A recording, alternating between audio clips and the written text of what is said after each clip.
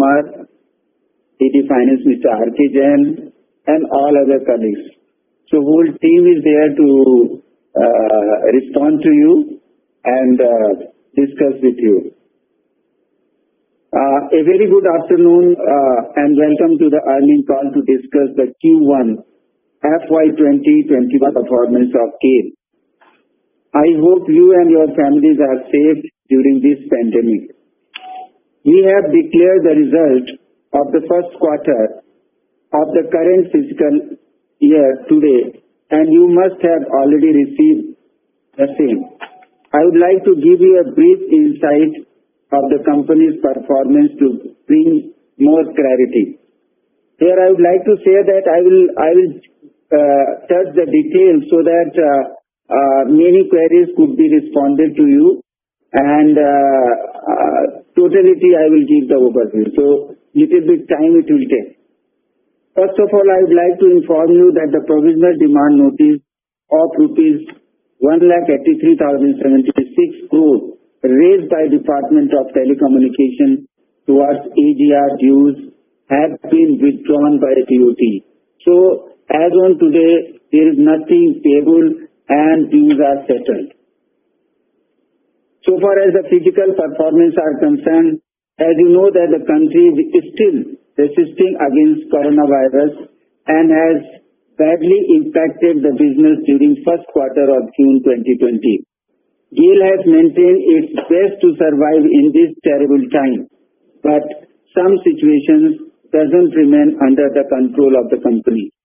Due to lockdown of related industries, the physical performance of the company witnessed a decline across the segment. I would like to repeat once again, due to lockdown of related industries, the physical performance of the company witnessed a decline across the segments. The gas marketing segment, the gas marketing is stood at 81.16 MMSCMD in Q1 FY20 as against 97.76 MMSCMD in Q4 FY20, declined by 17%. The gas transmission is stood at 90.22 MMSCMD as against 108.99 MMSCMD in Q4 FY20, decline of again 17%. And the capacity utilization reduced to 44% as against 53% in Q4 FY20. The polymer production is stood at 134 TMT in Q1 FY21 as against 208 TMT in Q4 FY20, decline of 36%. And the capacity utilization reduced to 66% of our petrochemical plant as against 103% in Q4 FY20. The polymer sale increased to 183 TMT in Q1 FY21 as against 174 TMT in Q4 FY20, increase of 5%. The LHC sale is stood at 265 TMT as against 302 TMT in Q4 of last fiscal year, decline of 12%, and the capacity utilization was also reduced to 76% as against 85% in Q4 FY20. The LPG transmission is stood at 963 TMT in the current quarter as against 1040 TMT in Q4 FY20, a decrease of 7%.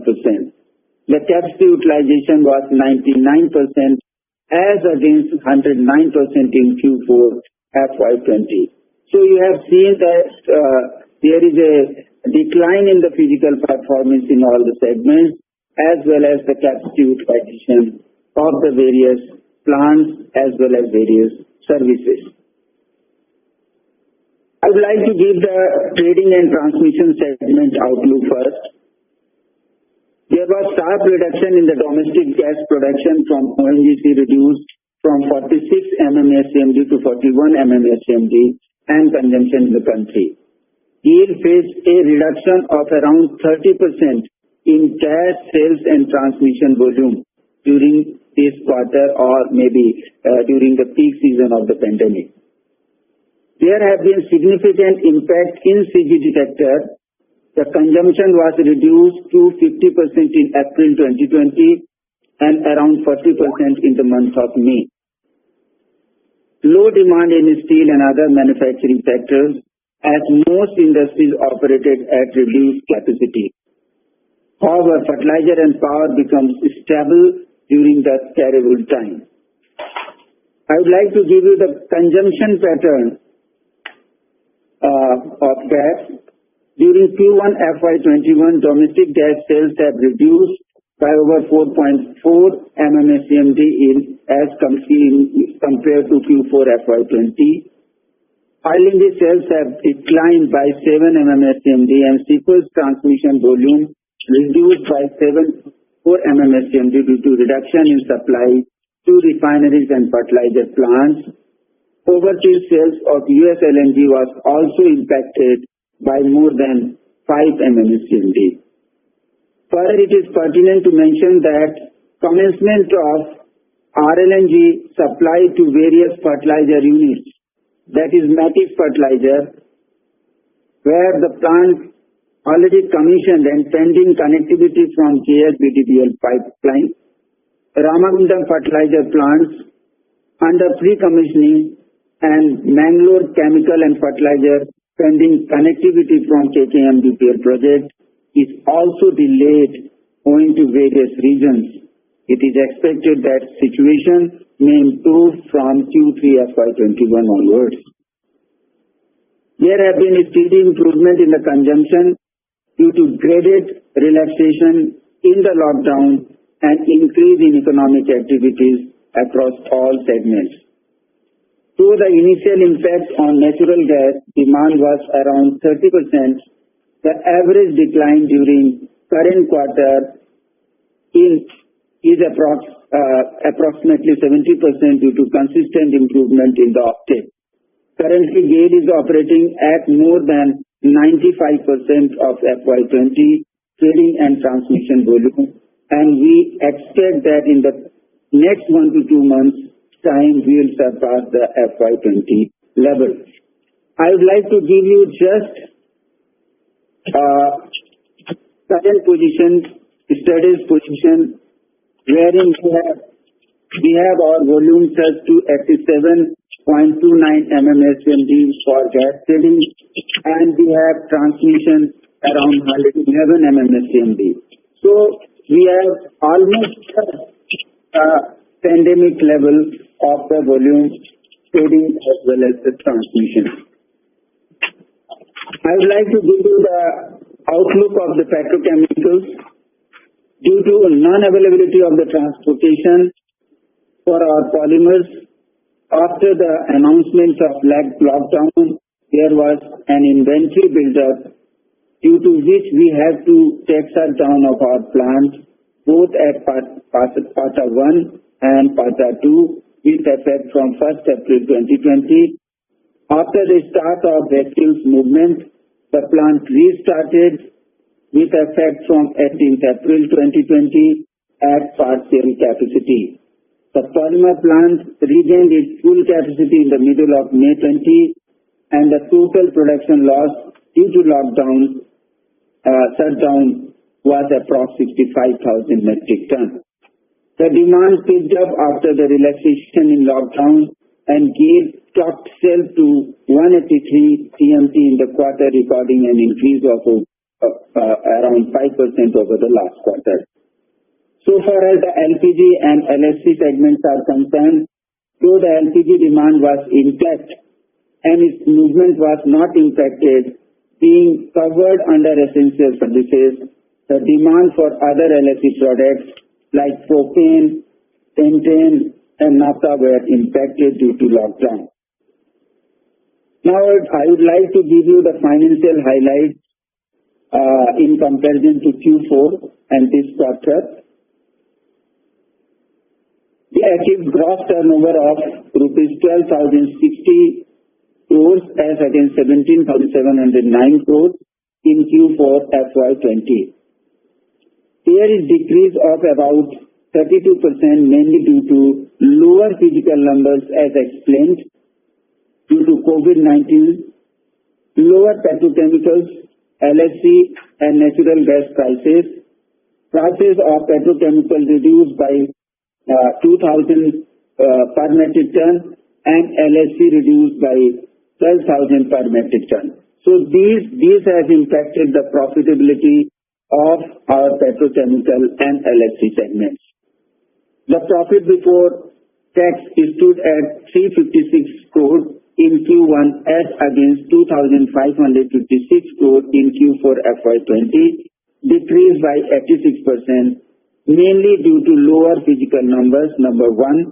Number two, lower prices of petrochemicals by around 2,000 as explained and LHC by 12,000 per metric ton, and lower gas marketing spread. GAIL registered PAT of rupees 256 crore in Q1 FY20 as against 3,018 crores. Here I would like to inform that the Q4 PAT of 3,018 had an impact of adoption of lower tax. So that's why the profit was not comparable. PAT is not comparable in that way because it has impact of around 1,800 to 2,000 crores on the PAT. Let us now give you insight into the segment-wise analysis from drop in the profitability. I know that our investors, our people connected are more concerned about the gas marketing. So I would like to share our gas marketing segments in detail. Gas marketing segment PBT reduced from a profit of rupees 6,000 crores in Q4 FY20 to a loss of 547 crores in Q1 FY21. The primary reason for such a decline is reduction in the gas marketing spread due to reduction of gas demand in the country during Q1. This is the main reason. GAIL has taken various measures to accommodate fall in RLNG sales because of outbreak of COVID-19, and GAIL cancelled or deferred some of the cargoes to reduce the nomination under PLL volume. CGD sector, which consumes around 14 MMSCMD of domestic gas, was reduced to 6 MMSCMD. Further, due to subdued prices in spot market, some customers are inclined for current LNG market. Hence, in order to retain the customers, the company has also taken steps to keep the prices aligned to the current market prices. There is a decline in the spread in current quarter due to lower crude and spot prices, leading to lower sales realization without commensurate decline in the purchase cost of the imported gas. Here, I would like to once again mention that our volume, which was the pre-COVID situation, was 34 MMSCMD as a trading, has reduced to 72. So all this has impacted the volume. And we have set up the volume as already I have explained earlier. GAIL received 20 LNG cargoes during the quarter as against 23 cargoes in Q4 FY20.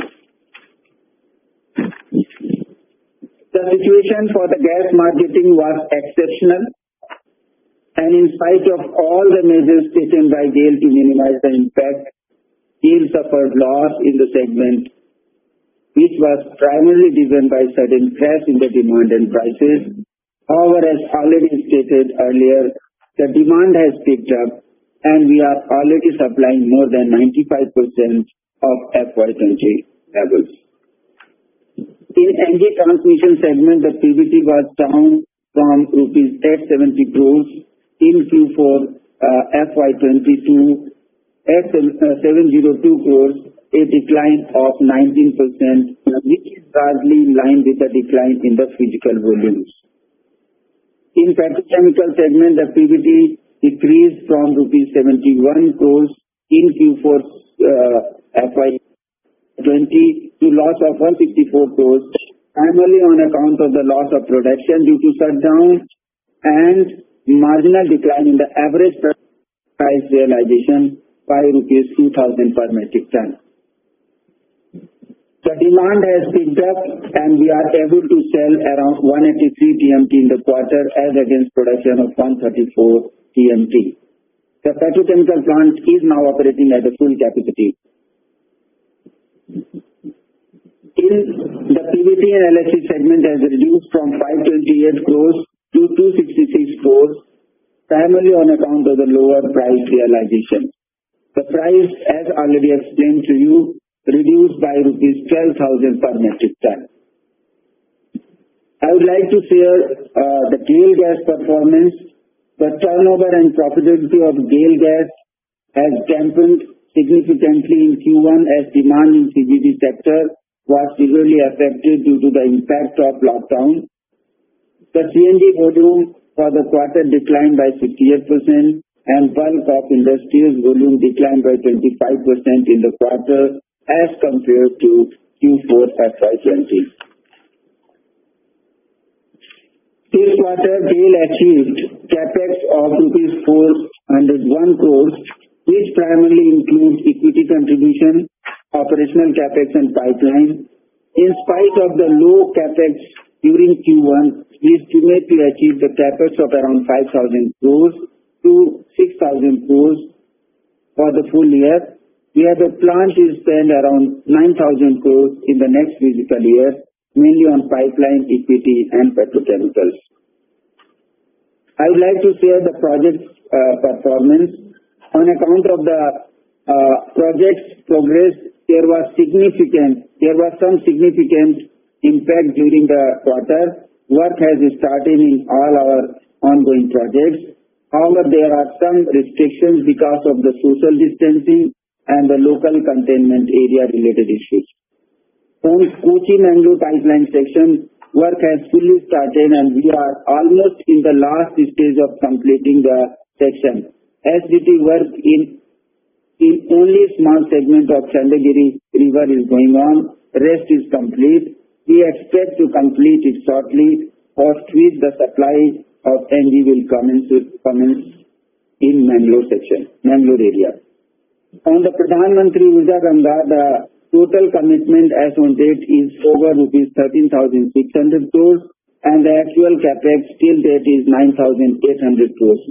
We have been receiving the capital grant from the government regularly and till date the total capital grant received is 3,609 crores as against the total grant of 5,076 crores. I would like to touch upon the construction progress. The Dhobi-Durgapur line up to Max is expected to be completed shortly within coming 2 to 3 months. Dhamra-Angul mainly by June 21 and Paradip spur line by December 21. Bokaro-Angul main line we expect to commission by December 20 and the spur line by June 21.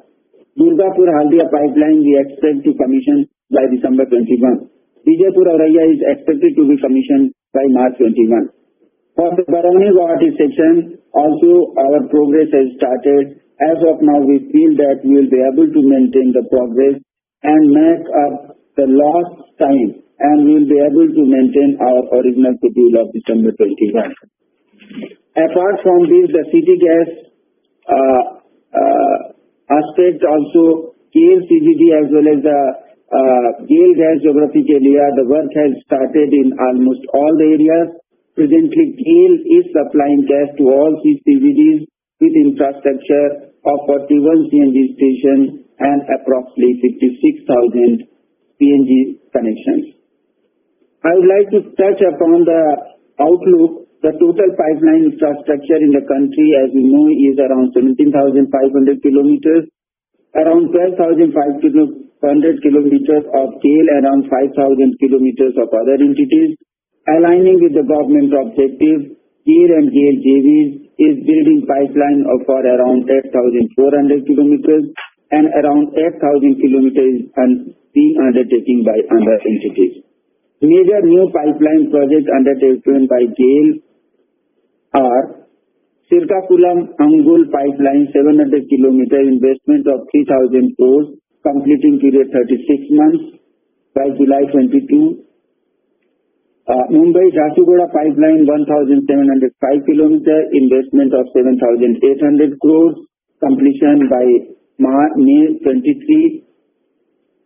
Dhamra-Haldia pipeline 240 kilometer investment of 1,200 crores, completion by 22. And gas pipeline infrastructure in Northeast states for over 1,650 kilometers at project cost of 9,300 crores. So far as the unified tariff are concerned, GAIL has suggested to PNGRB for determination of the unified tariff for all the pipelines. Under the mechanism, a single tariff would be applicable to all the consumers and would provide level playing field and enable the reach of the gas at far-flung area. PNGRB has web-hosted the public consultation document on a new methodology for fixing unified tariff. Entities have submitted their comments on the consultation document, and we expect that this will be completed soon. I have given the brief introduction of the financial results, outlook, and the reasons. I once again thank you for the time and patience hearing. I request now if you have any questions, clarifications that can be asked. Thank you very much. Over to Harsh.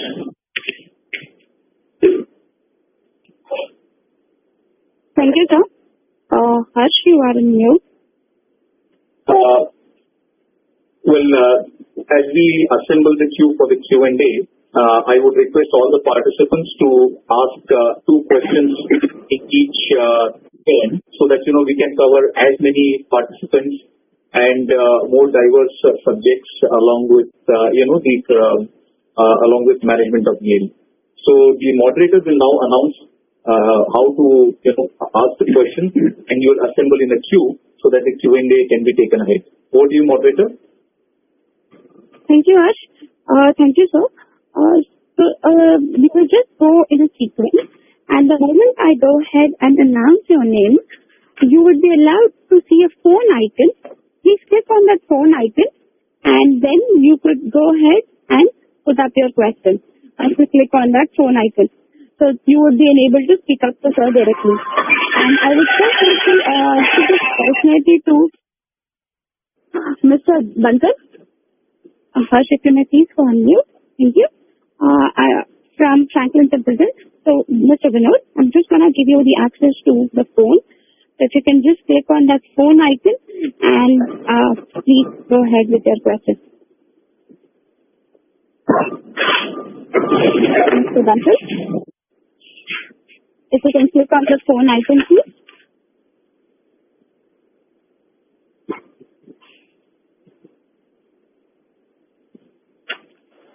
Okay, I think while Mr. Bansal joins us in, I'll go next to Juhi ma'am, who has requested for the access.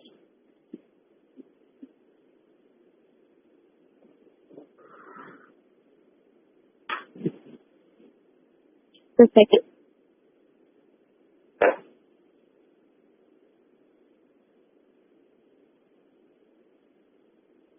Juhi ma'am, your phone icon would also be enabled. If you can please click on it. And for others, for raising the question, please raise your hand. There's a phone icon on the left-hand side beside the wave icon. Please click on that. You should be able to join using your computer audio, or you could also dial us in. Thank you, ma'am. You are on the unmuted line. Okay. Am I audible now? Yes, ma'am, you are. Okay. Hi. Hello, sir. Thank you so much for this meeting and call. I actually have 2 very precise questions to ask you. One would be that I have seen GAIL has had a pattern of issuing bonus on 1:3 ratio, and last year we have seen it to be a 1:1 ratio into its shareholders. And going forward, it is going to be with such heavy bonuses being given out, it is going to be more and more difficult for GAIL to maintain its, additional shareholders, to increase the profitability, to ensure that the shareholders' wealth is only increasing and the bonus does not lead to a reduction in the shareholders' wealth going forward. So one question is that what are the steps GAIL is taking in that direction, and then is bonus a primary part of GAIL's strategy going forward to keep its shareholders happy, or is it just a means for GAIL to just circulate some additional surplus funds that they have? That is one question. And the second question I have is that the price to book of your company has been very low, if I talk about last 5 years, even after good performance, barring this quarter. If we talk barring this quarter, the returns that profitability generated by GAIL has been very good in the last 5 years, but the company's share price has not been able to go beyond its book value till date. So I am not able to understand why is it that the company is doing well and generating repeatedly good results, yet the book value is something that it is not able to cross. So these are my two questions. Thank you very much. Issuance of the bonus is not hello. Yes, sir. Issuance of bonus, we are issuing the bonus is not the strategy. You can say whenever there is any we want to give more and more share to the investors or the shareholders, then we issue the bonus. I think somebody can unmute please. I think there is echo is going on. I request to unmute the others. Unmute the others, sorry. Now.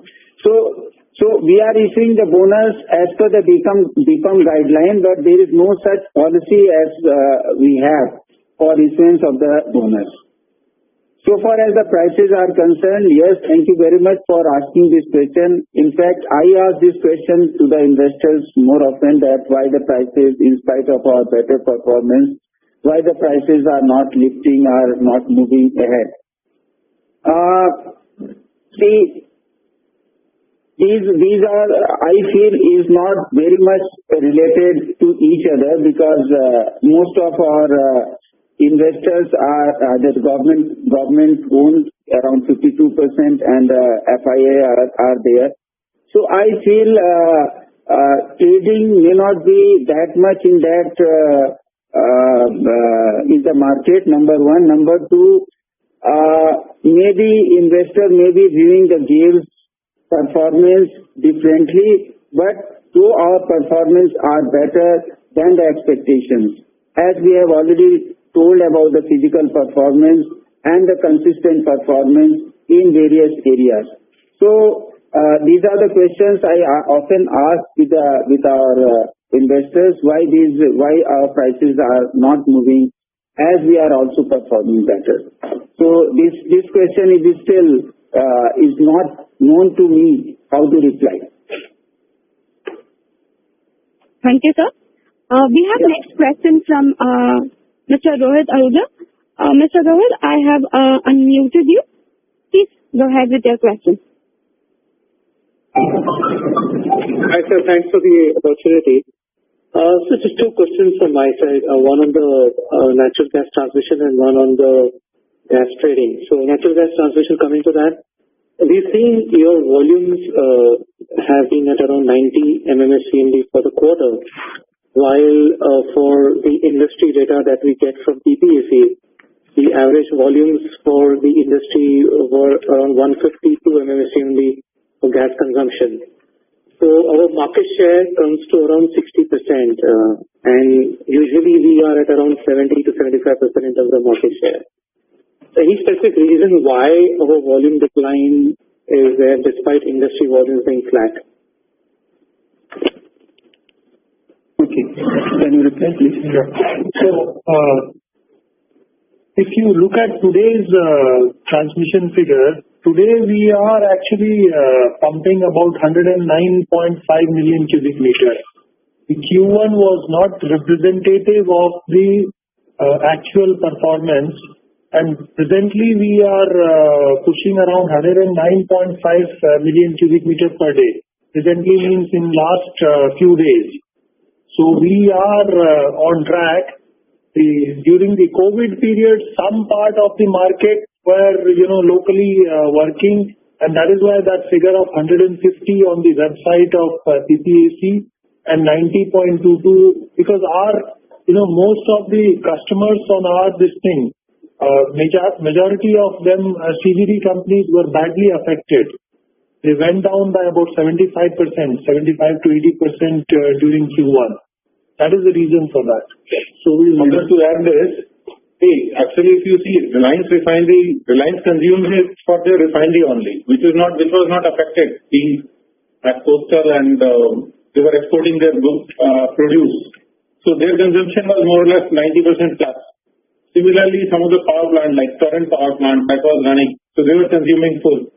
And Gujarat Gas, they don't have that much CNG sales as we have. So their CNG sales was also affected, but ours was in a big way because we are pan-India CNG, and because of lockdown, CNG was shut down completely. So because of all that, percentage share might be showing lower now. So effectively, some local markets were still performing, like the Gujarat and some coastal areas. But GAIL's pipelines are going, deep into hinterland, and there the demand pattern was badly affected. That is the reason for that.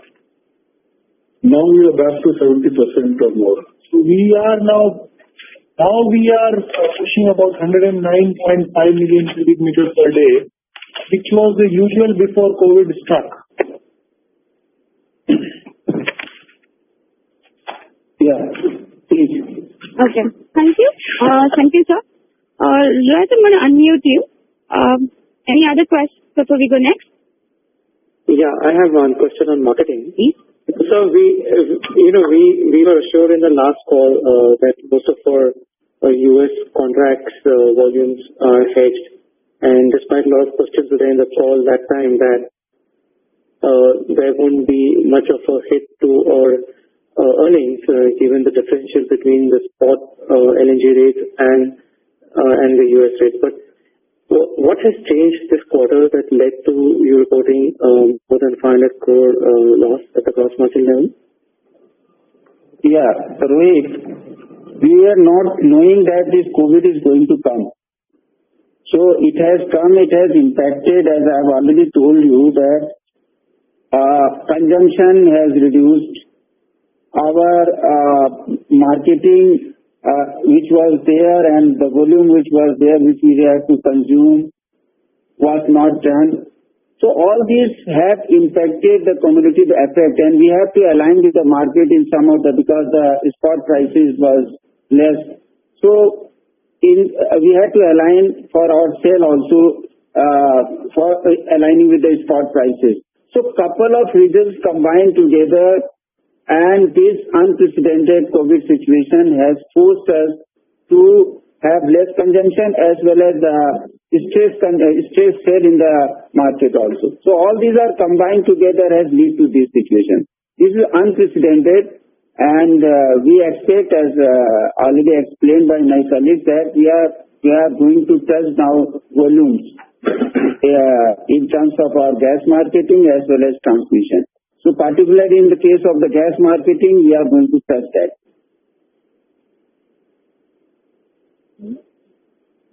Thank you, sir. May I request Mr. Aishwarya to please join on the audio line by clicking on the phone icon. So everybody who ever have raised your hand, you have been given a two-way line. Just has to be checked. So please click on the phone icon and connect using the computer audio so that I can unmute your line.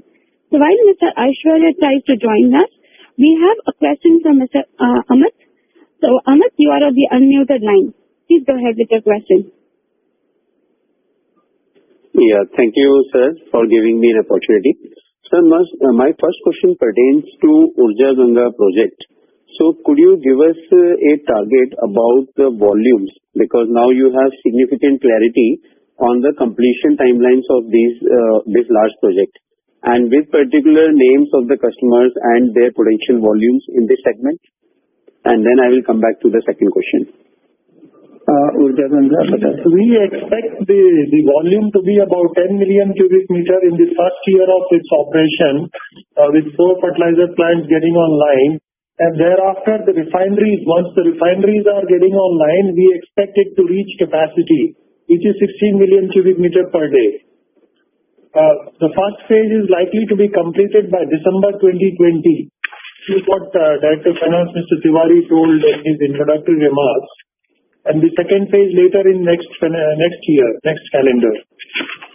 Yeah, just to add to this, because our project has been impacted because of this COVID situation. Some of the volume we could have sold, like Metis plant, as I have already told that this is already ready, and the project is impacted as well as the other completion of the fertilizer plants has been impacted. So ultimately, we are going to have 10 MMSCMD around plus. In fact, we expect the first customer at Gorakhpur to be connected in September now. They might start commissioning. You will hear it independently in the press, because they have been talking to us about, putting up the meters in on phase and all that. Yeah. Yeah, Amit.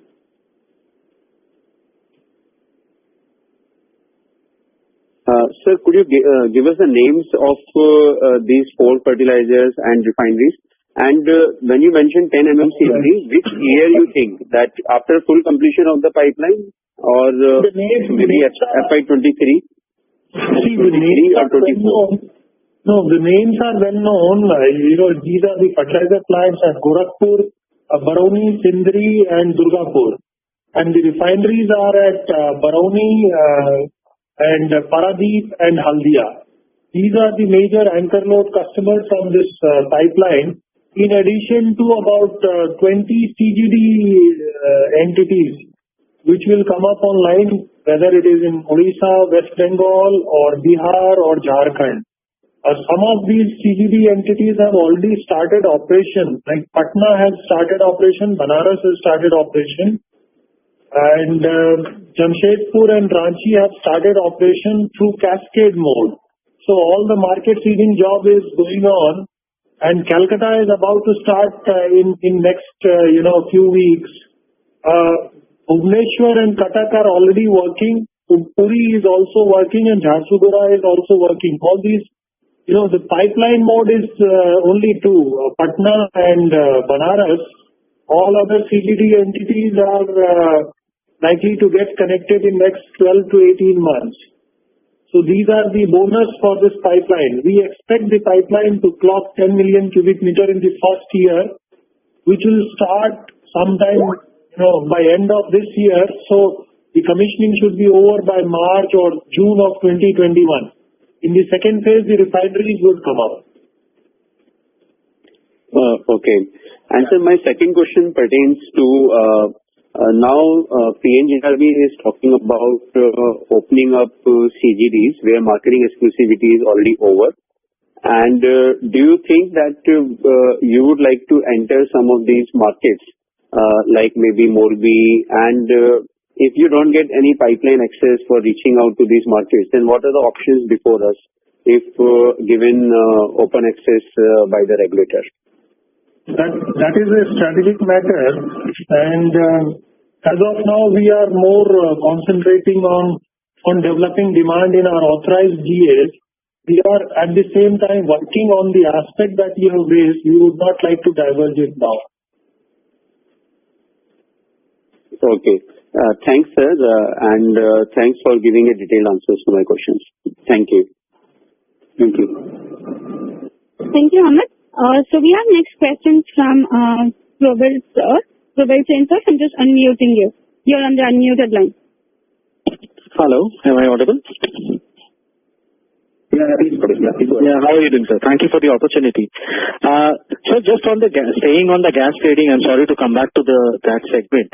You obviously mentioned about the damage due to probably lower volumes, as well as you mentioned that you had to maintain align with the lower spot LNG prices.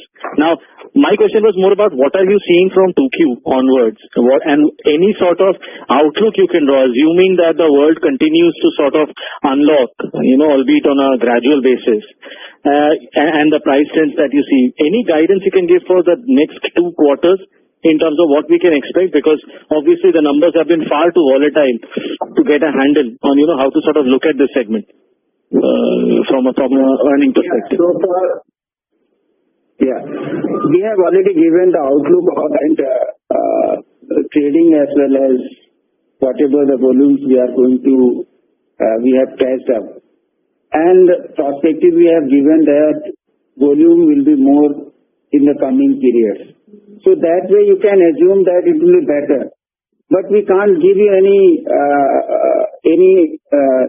fixed outlook, because we do not know the prices which are volatile, and we do not have any much anticipation. We have our spot prices, we never expected this will fall like this. So all these we can't clearly give you any outlook, but volume we have already given, and that will tell what could be the scenario in the days to come. But empirically, you may be aware, tracking the market, the spot prices have gone up by more than $1 now, and the long-term prices are looking up now. They are higher by $1.5. So that way you can make out what will be Q2.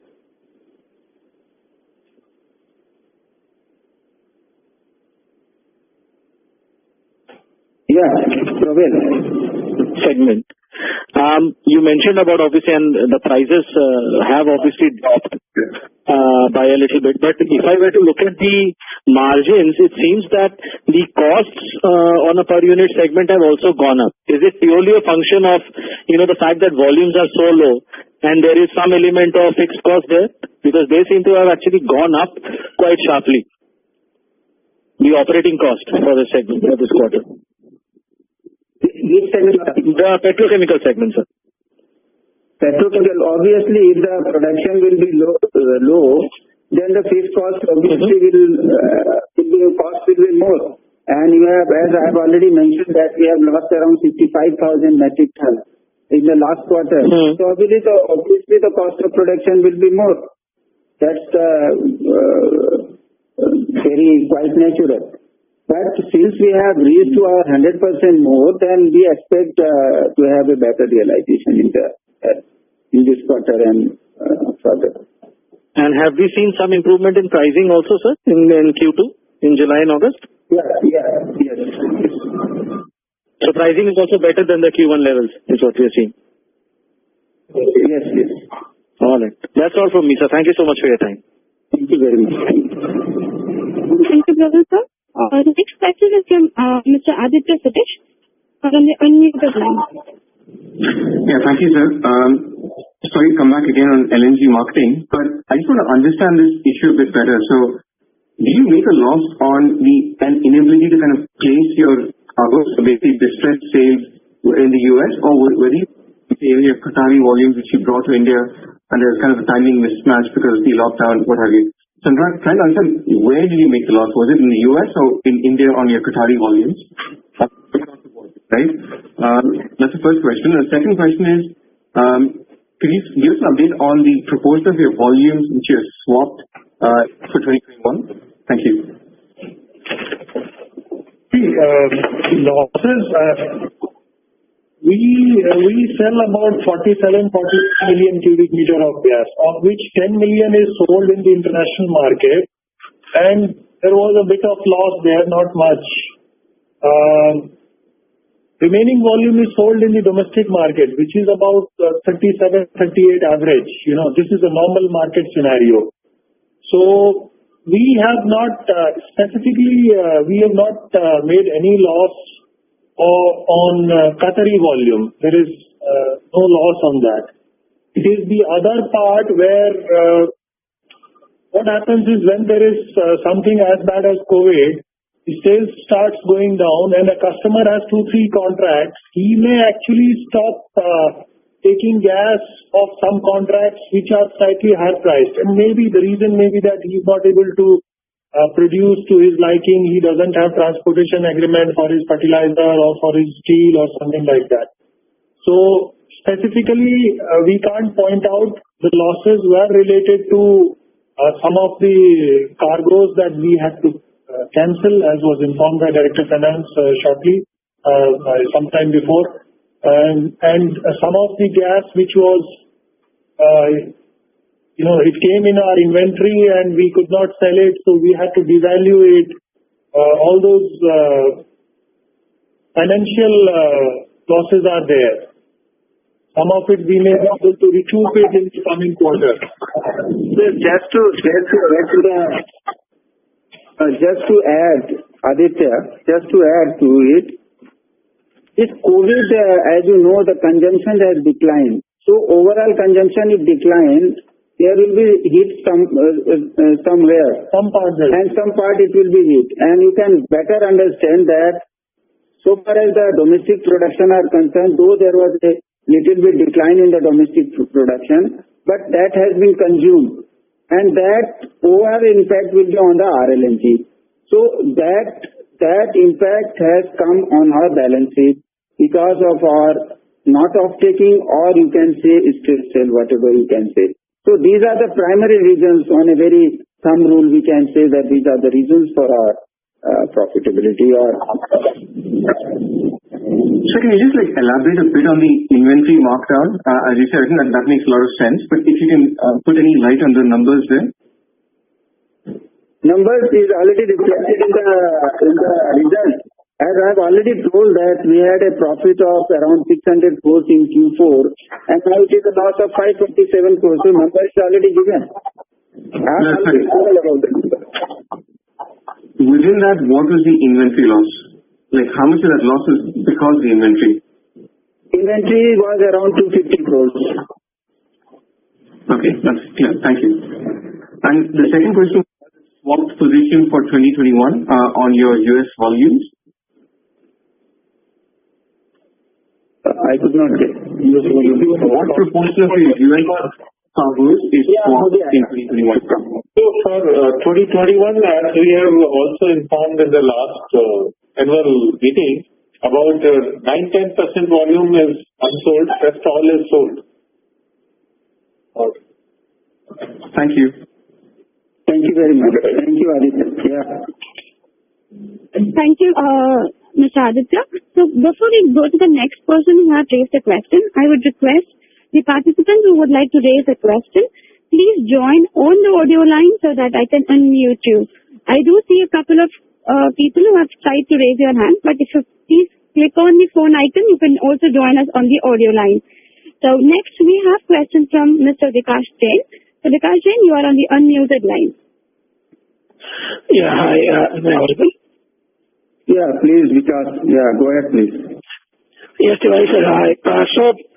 Just staying with gas marketing itself, what is actually a little disappointing is the fact that the last call that we had was on 25th June, which is when the quarter had almost ended.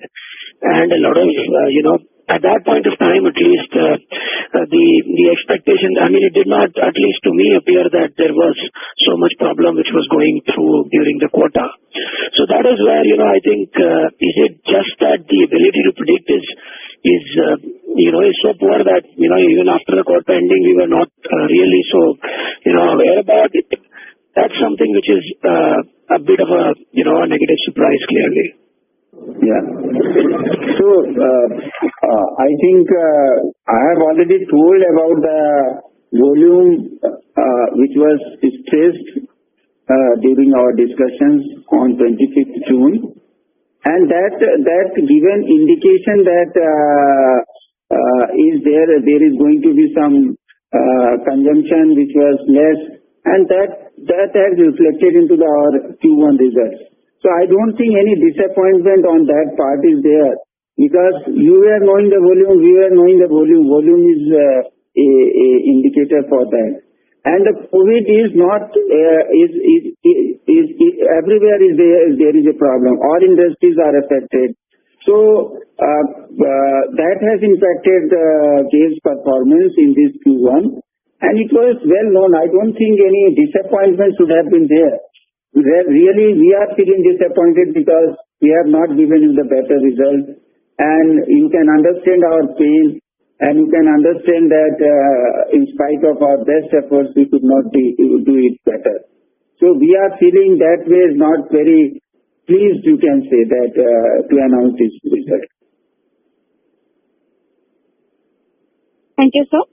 We have next question from Mr. Maulik Patel. Mr. Maulik, you are on the unmuted line. Thanks for the opportunity, sir.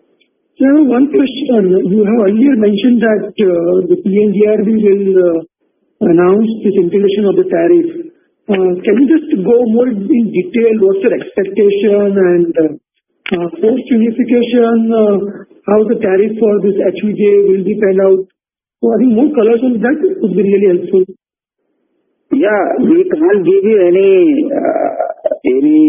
figure at this stage because PNGRB is evaluating the total scenario, and I think soon, within coming 2 to 3 months, they are going to settle this unified tariff. Once this is known, then we will inform you. We have only provided the details, and whatever our queries was there or whatever our information could have been there. So we can't give you any number at this stage. Also, sir, they have already conducted the open house. Yeah. They have put the draft regulation on their website. So you can understand the direction that PNGRB is taking. And as Director Finance was telling, within 2 to 3 months, we should be able to get their final regulation on this. Yeah. As a principle, it should be revenue neutral. Yeah. Thank you, sir. Any unified pipeline should get to a 12% return, post-tax return. We don't know what comes there. Please. Thank you, sir. So we have next question from Mr. Pinakin Parekh. You are on the unmuted line. Thank you very much, sir. So just trying to understand the gas marketing loss a bit better. So the reported loss is 517 crores at the gross level. Now, obviously, there would have been a profit at the domestic marketing of ONGC gas. This basically relates to the cargoes which are imported. You mentioned inventory loss was around 54 crores or so. So basically, on the cargoes on which the company incurred a loss, what was the per dollar spread in terms of MMBTU? Was it $3, $4, $5, which translates into this loss? The average spread loss? See, first of all, I would like to correct that the inventory loss, I have told 250 crores, not 54 crores. So it was 250 crores. Understood, sir. And second, we can't give you any number per cargo losses because it depends upon the market dynamics and situations, whatever is there. So whatever the trading has been done and whatever the market aligned prices where we have to sell to the customers, that way the booking is done. Number of cargoes are more. So we can't give you any fixed number, but the resultant I have given you is the 547 crores loss. You want to add anything? In the domestic gas that you are referring to, Pinakin, we earn only 4.55 cents per MMBTU. So that is the only earning that we get. We don't get anything other than that in domestic gas. And that continues to be 60% of our volume. For remaining, we have on some part we have earned for 20 cents, and somewhere in the other remaining volume we may have lost $1 to $1.5, and that is how this whole figure is coming. We have not worked out individual segment, individual customer profit and loss, as Director Finance was telling just now.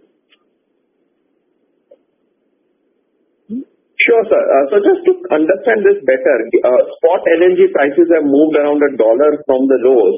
and oil has whatever been $45. So at this point of time, if the volumes have normalized, would it mean that this EBITDA loss is difficult to be repeated in the second quarter, or is the second quarter too uncertain to take a call at this point of time?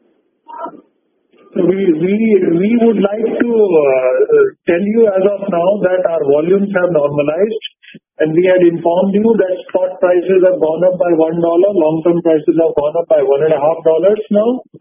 So we can't hazard a guess what will happen in the remaining 45 days of this quarter. But as of now, we think what you said is correct, that this kind of loss should not be repeated. And secondly, we do not know the situation of the pandemic, which will burst or will be normal, or the lockdown situation will be more, or whatever is there. So any projection at this stage with the COVID-19 situation, it is very difficult to give.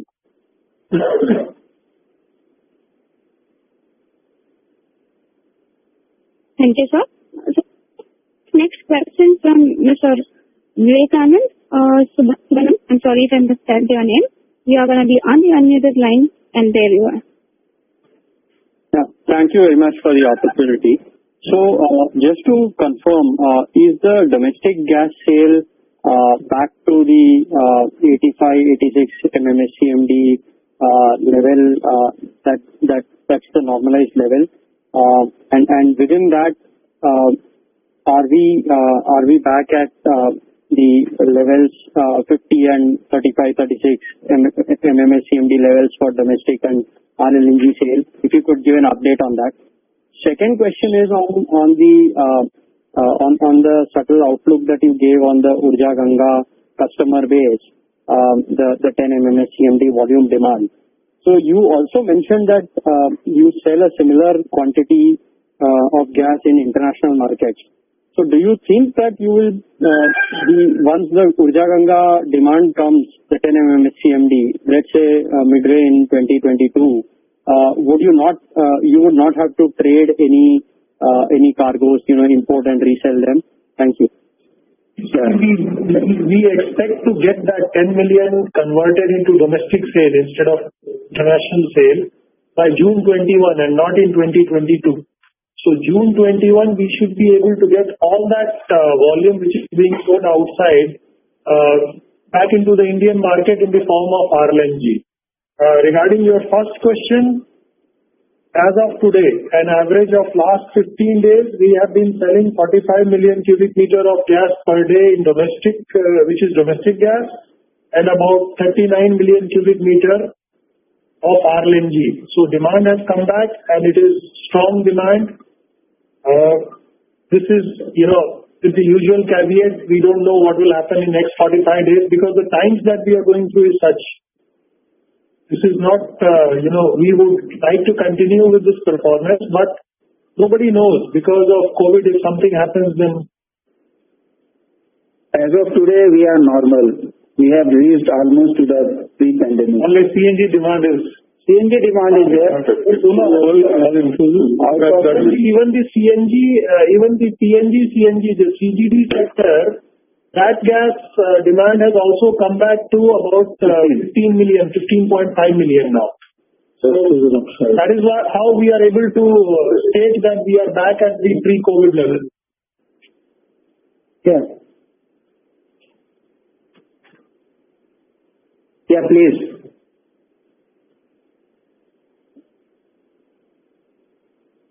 Okay. We have next question from Mr. Manoj Shah. Unmuted line.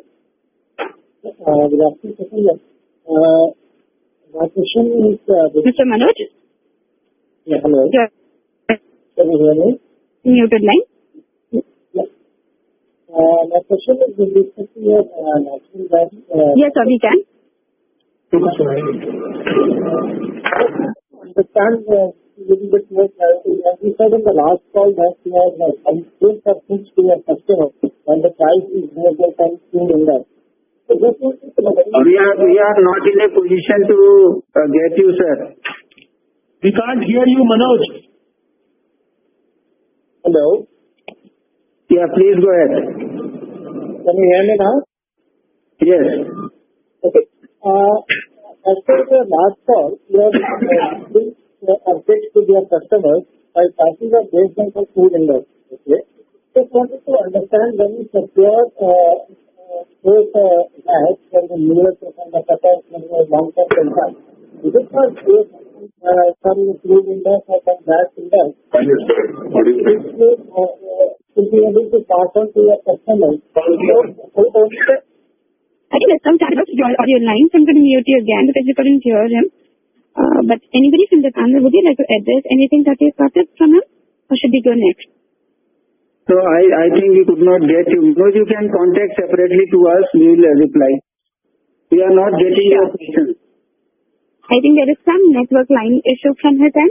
No worries, sir. We'll get back to you. On the other line, we have a question from Mr. Vardarajan Sivasankaran. I'm unmuting you. Thanks for taking my call, sir. I have two questions. One, once June 21, when you have entire US volumes being placed in India, is there a difference in the contract structure that one is, the fertilizer plants are linked to crude price and then this contract is still linked to Henry Hub, and there could be a situation where this price variations could again lead to some kind of losses? Is it all completely hedged so that we don't have to think about any kind of a loss or such a company? So there is some difference between the source and the contract of the fertilizer plants, and we have been managing that till now very successfully. We hope we'll be able to manage that, but the hedging that we refer to is actually that part when we do the basis swap. So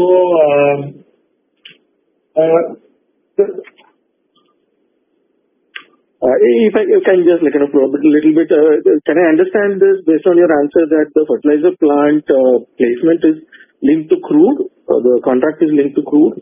It's not just the fertilizer plant. We have several customers wherein we are selling gas linked with crude and buying at Henry Hub. Okay, that's what I wanted to understand. That's right. Yeah. Most of the sale in the Indian market is linked to crude. Some of the sale is linked to Henry Hub. Some of the fertilizer plant contracts are also linked to Henry Hub. Fair enough, sir. My second question is on, now that you said the prices have improved in the current quarter, is there scope for any kind of inventory gain? You had inventory losses in the last quarter? We have not calculated that at present.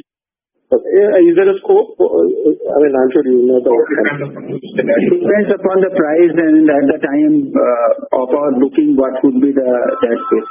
We can't give you any number at this stage. That's fine, sir. Thank you. Thank you, Vardarajan. Now we have next question from Mr. Tarun Lakosia. I am unmuted here. Yeah, hi. Can you hear me? Yeah, Tarunji, Hi, sir. Sir, I just wanted to clarify one thing, that had your offtake of gas... Hello? Yeah. Yes. Had the offtake of gas volumes been normal in the quarter, would you have earned some profits from the gas marketing segment, or there would have been losses but perhaps lower than what you have reported? Essentially, what I'm trying to see is, if the volume should have been normal, of course, there would not have been any inventory markdown. But was there a pricing differential because of which you had to report losses, or it was entirely because of mismatch in supply and offtake, and because of that you had a loss to be accounted in the quarter? Primarily because, as I have already explained, mismatch between the supply and consumption. So that was the prime reason, and then coupled with the prices also. So prices also plays important role in our profitability, as I have told. So both the things go together to have better margin. So can we put it like this, that since the prices were anyways adverse in the quarter, had your volumes been normal, would you have earned higher losses also possibly? See, we can't calculate like this because you have given the answer also to your question. So, yes, obviously, if one conjunction could have been better, certainly there could have been less loss we can expect. Yes, definitely.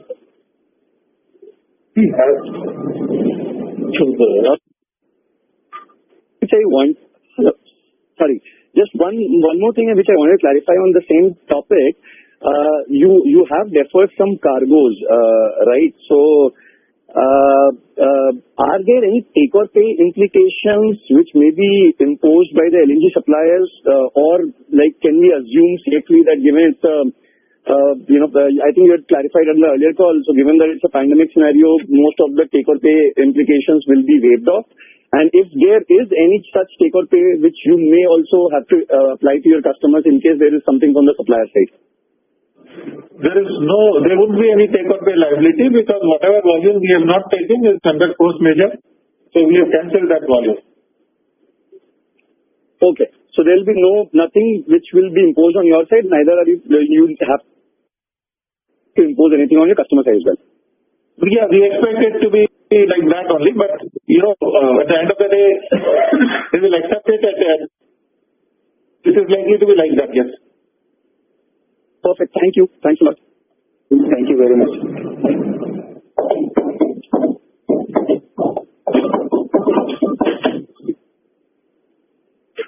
Due to paucity of time, the last question. Thank you, team, for handling it so well. I would like to hand over to Mr. Harsh Dode. Mr. Harsh, you can please unmute your line.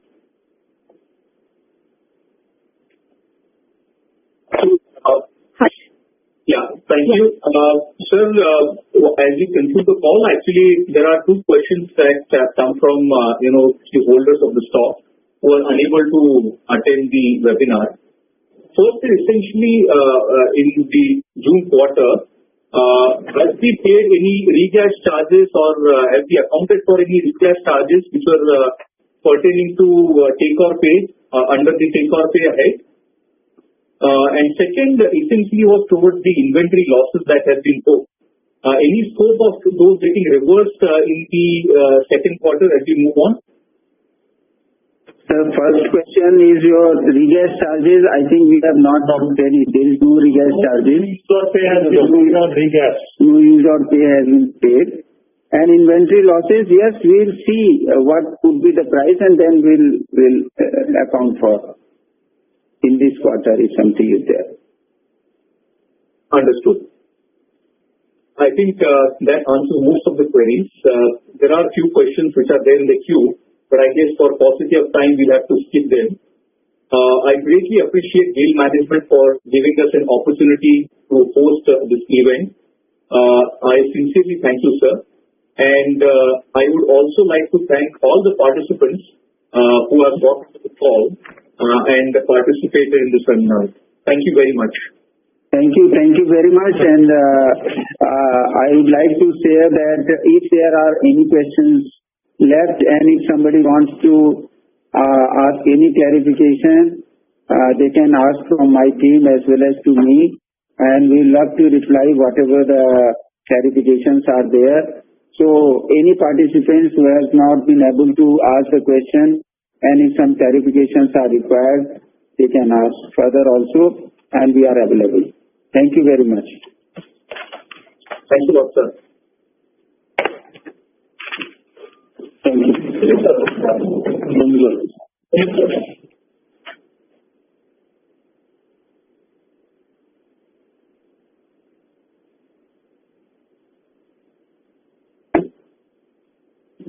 Vaishnavi? Yeah, Vaishnavi. Hey, Vaishnavi. Yeah. I'm just getting it. Hello? Yeah, I'm just disconnecting my line. Thank you. Can you say hi to the event? Thank you. Thanks.